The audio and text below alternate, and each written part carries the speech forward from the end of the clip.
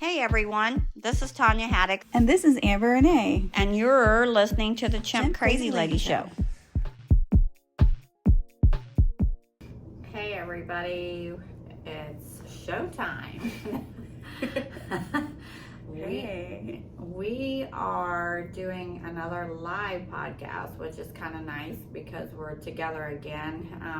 We're in LA, so kudos to California, right? Yeah. We all flew in it took us all afternoon pretty much, but we are here in LA downtown. Had a good dinner at the hotel, and we're staying at the Biltmore? Yep. Yeah. Yep. May or may not be haunted. We have yet to see that. We haven't laid down and shut off the lights. All I can say is you can tell these rooms are old by how little the bathrooms are, because literally the door is right there at the toilet. So you either have to shut it or totally way open it to be able to sit on the toilet without it hitting your knees. So if that tells you anything. I mean, it's almost going to hit the toilet. I know. The seat of the toilet. Because Amber got a handicapped one, and so we went down, because I said, you're not going to believe. Well, first of all, let's back up, because the story is we got one room. We were supposed to have double beds, so I get here first because I got here around 2 something, and she didn't fly until about 6. So with that said, I came to the hotel and I check in, and she was thinking, okay, we'll have this nice double-sized room, because if you look at the pictures, they look amazing and huge, right? Yeah, everything's like red and gold. There's like everything's beautiful hues. Big There's chairs, nice windows, yeah. So I get here and I'm like, as soon as she hit the ground, I was like, Amber, did you get us another room? And she's like, no, why? Is that okay? And I'm like, well, I don't know about you, but this bed is awful small for both of us to try to sleep in one bed, first of all. And secondly is, I don't think there's room for my suitcase, let alone your suitcase. So I was like, I think this potentially may be a problem. So anyways, we worked it out. We got 2 rooms, and she's not very far down from me, but she got a handicapped room. Yeah. So her bathroom, because I said, well, let's go look at yours first. So we did. And I mean, she's got this huge bathroom, and she's like, well, this is not bad. I said, yeah, wait till you go see my room. Sorry. Okay. So anyway, so that's where we are. It was okay. Everything was great. We're here. And we're going to have a lot of fun. We're here for a project that we're both working on. And I guess we can't really say a lot about it, can we? I don't think so, yeah. We're not supposed to. Okay, well, we got to be sign quiet. contracts. Yeah, we got to be hushed. So we're looking forward to tomorrow. It's our first time being on a set. So that's going to be interesting, isn't it? I mean, for real. Is it your first time being on a set? Well, no, not really. But it's definitely different because, like, I didn't ever have a contract that told me, okay, specifically what colors you can't wear, how you're supposed to have an extra change of clothes in case of wardrobe malfunction. And you weren't on a stage, like a show set or whatever. No. Yeah. So it is going to be different, but we're looking forward to it. And we got homework we've got to do while we're here. We're going to do some lives, and I don't know, explorations and pedicures. The girl things. But anyways, we're going to enjoy that.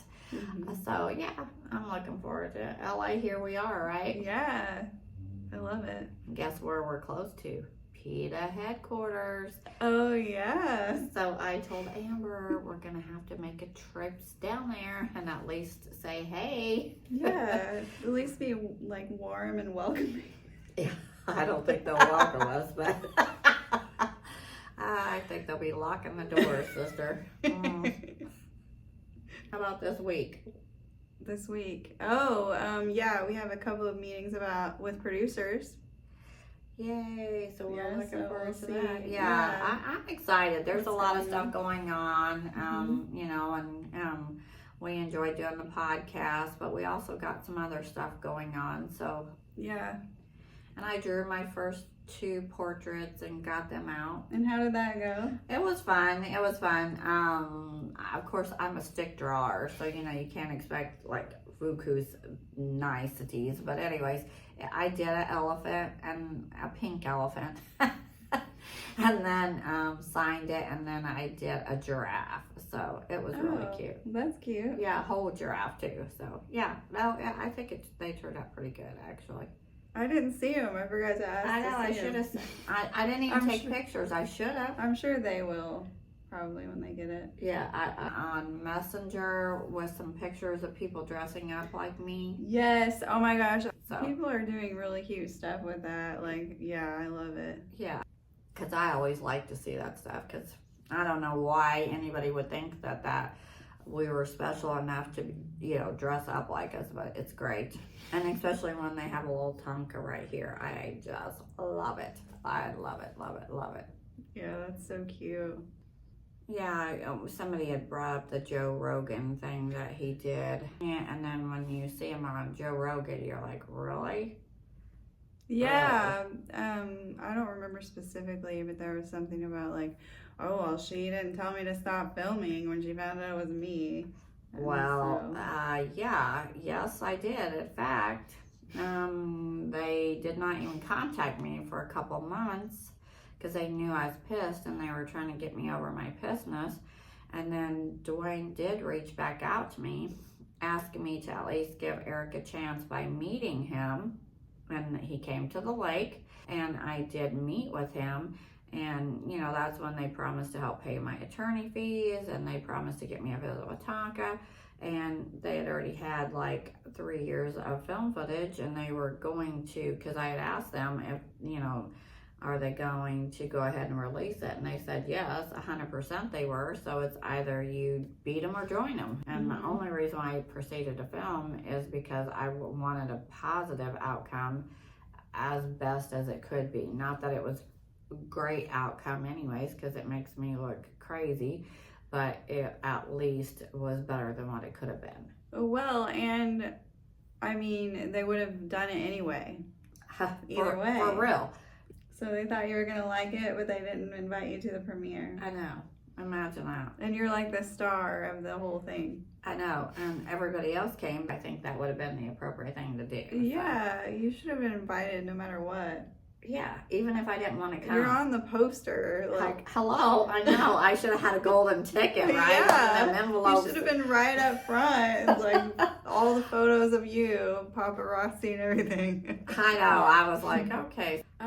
Someone commented and they were like, what did they say? The reason that Eric's like a good guy, the reason that he stepped in is because they didn't want to, but they thought you were going to kill Tonka.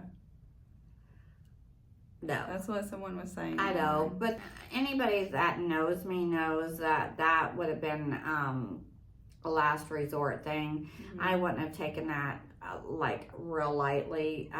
You know, if Tonka was in bad shape and he didn't have a quality of life, yes, I would euthanize him. I'm not gonna lie, especially if my vet recommended it. Yeah. But as far as they know how much I love that kid because they admit I do. So the fact of it is that's far-fetched because guess what? They knew I had him all along. And you like gave up everything to protect him, like everything. Yeah. And if you get a-technical and you want to get a-technical, you know, everybody's holding Tonia Haddix to this high standard of accountability with lying or with whatever, protecting Tonka, whatever you want to say. But here's the real score. Everybody that's involved in this situation has done illegal stuff, but nobody's holding anybody accountable. Though, just for you. Yeah, that's what I'm saying. Nobody's holding them accountable because they're friends with Peta. So with that said, Peta got something out of them, so they're not going to push the issue, but Peta sure can write little tidbit motions to the judge to get me in trouble. But I guarantee if I would have filmed it, or if I would have done something, they would have held me accountable. If you would have filmed it and like put it on social media, you would have gotten in trouble. Yeah. Yep. There was another thing where you said they weren't they not ready for Tonka and they were paying you to keep him? Well, what happened was when I signed the consent decree, I'm the one who approached Peta. I'm the one who negotiated first, because whenever I got joined into the lawsuit, the judge just like shook her head and said, look, this is going to be a mess adding Miss Haddix into this. I would suggest, because it's going to be costly and really a mess, that you guys come, even though she's at one end of the spectrum and Peta's at one end of the spectrum, that somehow that we come together and figure out something that we can both live with to get this lawsuit over with. So I waited, and I, kind of analyzed things and said, what could I live with? And that's when I sent them the first offer, which was that I get to keep Tonka, the 2 girls, and they get 4 of the chimps that I thought would acclimate to a facility appropriately and not be harmed mentally or physically by going to a facility. And they came back with me, and we did negotiations, but ultimately at the end of the day, they were going to let me keep the 3 chimps. But in the interim, I had their 4 chimps, and I had to keep them until there was cages built. So we signed that like in September of probably 21. No, that's not true. Probably 20. Now, I don't know that to be factual, so, I say maybe. But whatever year it was, I did sign it in September. And then they did not come and get those chimps, or did not have space available for those chimps till the following July. And so I had to keep them per a consent decree, and it was spelled out, like if they had to have vet visit, I had to notify Peta. If there was any changes with them, I had to. They actually wrote me a check every month, which I only took 1 check, but it was in the consent decree that I get a check for the expenses, not for me actually taking care of them, but for their expenses. So you have these horrible conditions, and you're not allowed to have any chimps, but they're paying you to keep. Right, and and that's another thing that's not mentioned in the documentary. Oh no, and I got fed up with it, so I was pro se, so I sent my own motions in, and I motioned her to have them just come get the chimps, because I'm like over all the stuff that was going on, and she ruled that I had to continue taking care of those chimps. She court ordered me to take care of some chimps that they thought that Connie and I were not fit to take care of, but we had to stay there and take care of those chimps. But the fact of it is all of this stuff that has happened to me, and that's just part of it, because it's just like when the U.S. Marshals came to my house that day to serve me, it was not even a search warrant. All it was a temporary restraining order. Now, guys, if anybody knows about the law, a temporary restraining order is just a court order that is just a civil court order that they're supposed to serve you with civilly, which means they wait at your gate and hand it to you, or take it to you at work and hand it to you. They don't bust through your gates, tear up your gate arms to your gate opener, and they don't draw guns on you, and they don't come into your house and do the things that they did, because that's exactly what happened to me that day. Don't take my word for it. Go look the stuff up, because the records are there. There are, like, I forgot the last amount, but there's like 614 documents in Connie's case.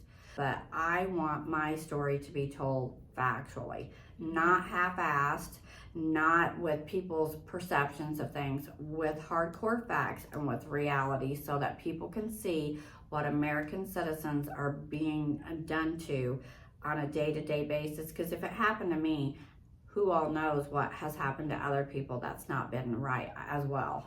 To me, there's just so much injustice that's going on with these animal acts and with the ESA and with Peta confiscating and doing the things that they do. It really, really sucks, and people really need to look into it. And just think, every day you donate to Peta to try to save an animal, this is what you're giving them. You're allowing them to do this because you're paying them attorneys to go against, American citizens and to take poor innocent animals. Well, and if they're going to do that to you with cameras present and like all this record, then of course they're going to do it to people that aren't stars of a documentary, you know? Yep. Like even more so. So that's what I want people to see, because people don't understand why I'm so adamant that my story be told. I've been told that I need to be good, that I need to be quiet, that I just need to change my agenda and my life and just become a sanctuary so that I can still live with my animals and make right choices, is what the exact words. And I'm sitting here, right choices, when law cannot even make right choices. How in the world do they expect me to have this one set standard and them not be right? What, 2 years? June 2nd was when they took Tonka, so it's going on 2.5 years. So no, I'm not angry about it, but I just want justice to be justice. I just do. Yeah. Especially when they're trying to still hold me accountable. You're still being held accountable and they're still going after you. Yeah, but they're not being accountable. And that's what I just don't get it. And somebody's going to have to explain it to me before I do get it, because it doesn't make sense. Yeah, so if anyone wants to explain it. I know, I'm like, any lawyers on here, anybody that can say why, I'm held this way and they're held that way. I don't get it, but I don't know what to do, because I can tell you right now, one time I had people write in and make phone calls to that judge's office about how unfair it was for them to be taking those kids, and she threatened me the next court hearing that if I do that again, she said it wasn't illegal, but she'd figure out something to get me for, because she was pissed because I tied up their phone lines for several days. And so even when you don't do something that's illegal, they still stop you. Yep. And like put you on blast for it. That's the truth. Should we say something lighthearted? Well, on another note, do you believe in ghosts? Because we're staying here tonight in this old hotel. Because it's Halloween and you went to a witch convention. Oh, I did. That was kind of an interesting thing, especially because I live in the lake in Missouri, like central Missouri. So it's like, we're definitely not like motifed to be like, LA. Now we're here, and I'm thinking, okay, what's gonna fall off the wall or whatever, but let's hope that, because I got Amber a room right down the hall, and so I'm hoping that we both wake up, because she's like, text me when you get up and we'll get around and we'll go get donuts and whatever. And I'm like, okay, and we'll get some work done. I'm like, okay. Well, and I'm like, will you text me? And she's like, no, because I have mine on silent, and whenever I get up, I'll get it. I said, okay, but let's hope that both she and I can text each other in the morning, and that there's nothing, that they don't abduct us or that ghosts don't ghoul on us or whatever. So anyhow. Well, it's like this old Hollywood hotel with like old pictures everywhere. Kind of like, have you seen,